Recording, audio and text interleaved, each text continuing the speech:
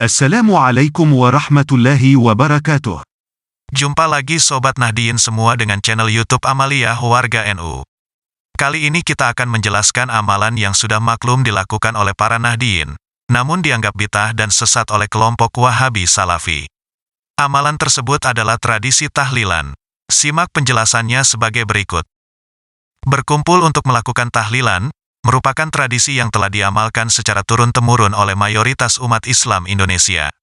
Meskipun format acaranya tidak diajarkan secara langsung oleh Rasulullah, namun kegiatan tersebut dibolehkan, karena tidak satu pun unsur-unsur yang terdapat di dalamnya bertentangan dengan ajaran Islam, misalnya pembacaan surat Yasin, tahlil, tahmid, tasbih, dan semacamnya.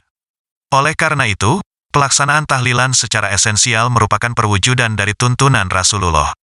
Imam Asy-Syaukani mengatakan bahwa setiap perkumpulan yang di dalamnya dilaksanakan kebaikan, misalnya membaca Al-Quran, zikir dan doa, itu adalah perbuatan yang dibenarkan, meskipun tidak pernah dilaksanakan pada masa Rasul. Begitu pula tidak ada larangan untuk menghadiahkan pahala membaca Al-Quran atau lainnya, kepada orang yang telah meninggal dunia. Bahkan ada beberapa jenis bacaan yang didasarkan pada hadis sahih, seperti hadis, bacalah surat Yasin kepada orang mati di antara kamu. Tidak ada bedanya apakah pembacaan surat Yasin tersebut dilakukan bersama-sama di dekat mayit atau di atas kuburnya, dan membaca Al-Quran secara keseluruhan atau sebagian, baik dilakukan di masjid atau di rumah. Kesimpulan Asy-Syaukani ini memang didukung oleh banyak hadis Nabi. Di antaranya adalah, عن أبي سعيد الخدري قال رسول الله صلى الله عليه وسلم لا يقعد قوم يذكرون الله عز وجل إلا حفتهم الملائكة وغشيتهم الرحمة ونزلت عليهم السكينة وذكرهم الله فيمن عنده رواه مسلم. Dari Abi Sa'id Al-Khudri, ia berkata, Rasulullah bersabda, tidaklah berkumpul suatu kaum sambil berzikir kepada Allah, kecuali mereka akan dikelilingi malaikat, dan Allah akan memberikan rahmat-Nya kepada mereka, memberikan ketenangan hati dan memujinya di hadapan makhluk yang ada di sisinya. Hadis riwayat Al-Muslim. Imam Syafi'i memang pernah menyatakan, dan aku tidak senang pada matam, yakni adanya perkumpulan, karena hal itu akan mendatangkan kesusahan dan menambah beban. Perkataan Imam Syafi'i ini sering dijadikan dasar melarang acara tahlilan, karena dianggap sebagai salah satu bentuk matam yang dilarang tersebut. Padahal apa yang dimaksud dengan matam, itu tidak sama dengan tahlilan. Matam adalah perkumpulan untuk meratapi mayit, yang dapat menambah kesusahan dan kesedihan keluarga yang ditinggalkan. Matam yang tidak disenangi oleh Imam Syafi'i adalah perkumpulan untuk meratapi kepergian mayit, yang mencerminkan kesedihan mendalam karena ditinggal oleh orang yang dicintai. Seolah-olah tidak terima terhadap apa yang telah diputuskan oleh Allah. Dan itu sama sekali tidak terjadi bagi orang yang melakukan tahlilan, yang di dalamnya terdapat zikir dan doa untuk orang yang meninggal dunia. Sehingga lebih tepat jika tahlilan itu disebut sebagai majelis zikir. Bagi sahibul musibah, atau orang yang terkena musibah, tahlilan itu merupakan pelipur lara dan penghapus duka karena ditinggal mati oleh orang yang mereka sayangi, bukan penambah kesusahan dan derita. Sebagai bukti, semakin banyak orang yang tahlil, maka tuan rumah semakin senang. Justru tuan rumah akan kecewa dan tambah bersedih, jika yang datang untuk tahlilan sangat sedikit. Dari sisi sosial, keberadaan tradisi tahlilan mempunyai manfaat yang sangat besar untuk menjalin ukhuwah antar anggota masyarakat. Dalam sebuah penelitian ilmiah yang dilakukan oleh Zainuddin Fanani MA dan Atiko Sabardila MA, dosen Universitas Muhammadiyah Surakarta, didapat kesimpulan bahwa tahlil merupakan bagian yang tidak dapat dipisahkan dalam kehidupan keagamaan. Di samping itu, tahlil juga merupakan salah satu alat mediasi, atau perantara yang paling memenuhi syarat, yang bisa dipakai sebagai media komunikasi keagamaan, dan pemersatu umat serta mendatangkan ketenangan jiwa. Terkait susunan tahlil, sebagaimana maklum, terdiri dari beberapa ayat Al-Quran, tahlil, tasbih, tahmid, solawat, dan lain-lain. Komposisi bacaan tahlilan yang terdiri dari beragam zikir ini telah berlangsung sejak berabad-abad yang lalu. Syekh Ibnu Taimiyah Al-Harrani, ulama panutan utama kaum Wahabi, pernah ditanya tentang ritual seperti tahlilan tersebut, dan beliau membenarkan serta menganjurkannya. Dalam hal ini Ibnu Taimiyah berkata dalam kitab Majmu' Fatawa Ibnu Tai. Iya, Juz 22 halaman 520. وسئل عن رجل ينكر على أهل الذكر يقول لهم هذا الذكر بدعة وجهركم في الذكر بدعة، وهم يفتتحون بالقرآن ويختتمون ثم يدعون للمسلمين الأحياء والأموات ويجمعون التسبيح والتحميد والتهليل والتكبير والحوقلة ويصلون على النبي. فأجاب: الاجتماع لذكر الله واستماع كتابه والدعاء عمل صالح، وهو من أفضل القربات والعبادات في الأوقات. ففي الصحيح عن النبي صلى الله عليه وسلم أنه قال: إن لله ملائكة سياحين في الأرض، فإذا مروا بقوم يذكرون الله تنادوا هلموا إلى حاجتكم، وذكر الحديث وفيه وجدناهم يسبحونك ويحمدونك. وأما محافظة الإنسان على أوراد له من الصلاة أو القراءة أو الذكر أو الدعاء طرفي النهار وزلفا من الليل وغير ذلك، فهذا سنة رسول الله صلى الله عليه وسلم والصالحين من عباد الله قديما وحديثا.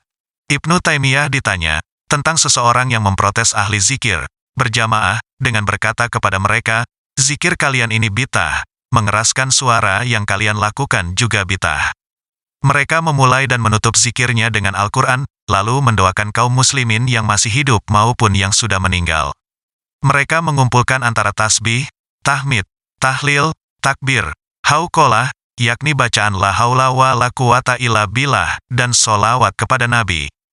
Lalu Ibnu Taimiyah menjawab, berjamaah dalam berzikir, mendengarkan Al-Quran dan berdoa, adalah amal soleh, termasuk kurbah dan ibadah yang paling utama dalam setiap waktu.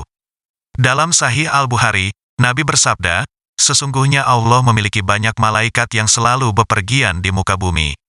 Apabila mereka bertemu dengan sekumpulan orang yang berzikir kepada Allah, maka mereka memanggil, silakan sampaikan hajat kalian. Lanjutan hadits tersebut terdapat redaksi, kami menemukan mereka bertasbih dan bertahmid kepadamu. Adapun memelihara rutinitas aurat, atau bacaan-bacaan wirid, seperti sholat, membaca Al-Quran, berzikir atau berdoa, setiap pagi dan sore serta pada sebagian waktu malam dan lain-lain. Hal ini merupakan tradisi Rasulullah dan hamba-hamba Allah yang salih, zaman dulu dan sekarang.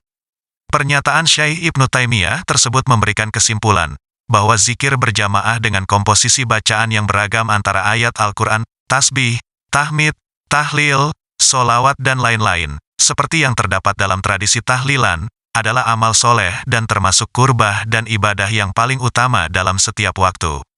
Dalam tradisi tahlilan, tuan rumah biasanya menyuguhkan makanan setelah doa dipanjatkan. Dilihat dari sisi sedekah, bahwa dalam bentuk apapun, hal ini merupakan sesuatu yang sangat dianjurkan. Memberikan makanan kepada orang lain adalah perbuatan yang sangat terpuji.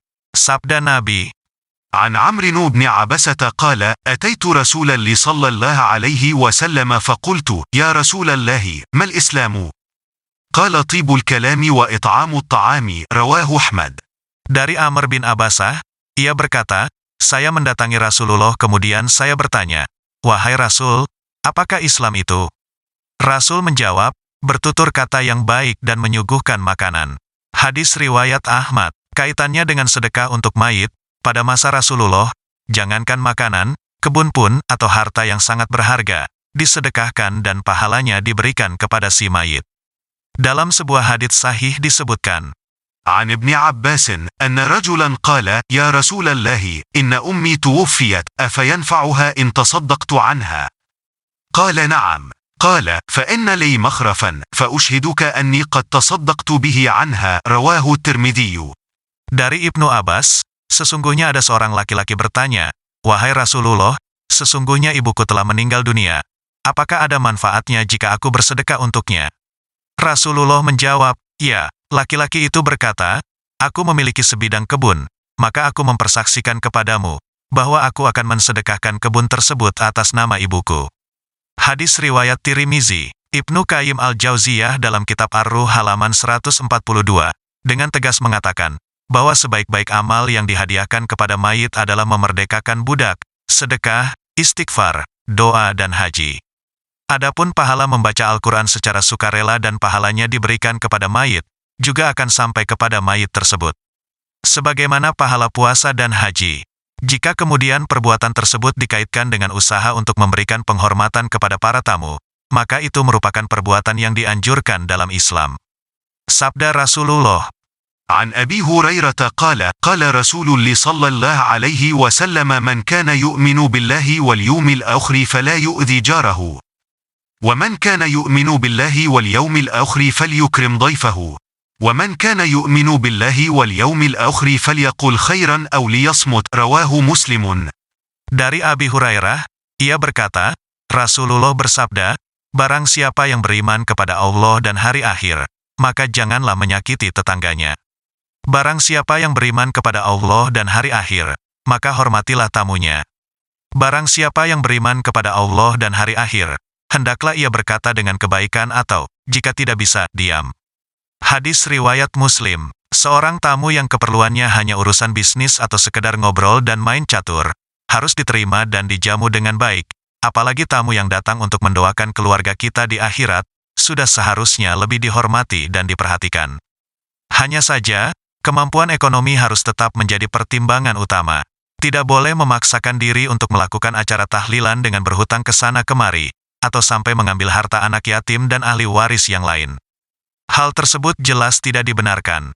Dalam kondisi seperti ini, sebaiknya perjamuan itu diadakan ala kadarnya. Lain halnya jika memiliki kemampuan ekonomi yang sangat memungkinkan.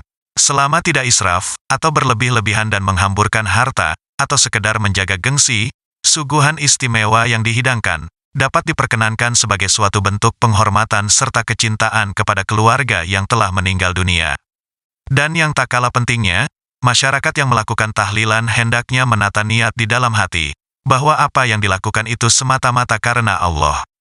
Dan jika ada bagian dari upacara tahlil itu yang menyimpang dari ketentuan syara, maka tugas para ulama untuk meluruskannya dengan penuh bijaksana. Demikian adalah penjelasan tentang tradisi tahlilan, semoga bermanfaat.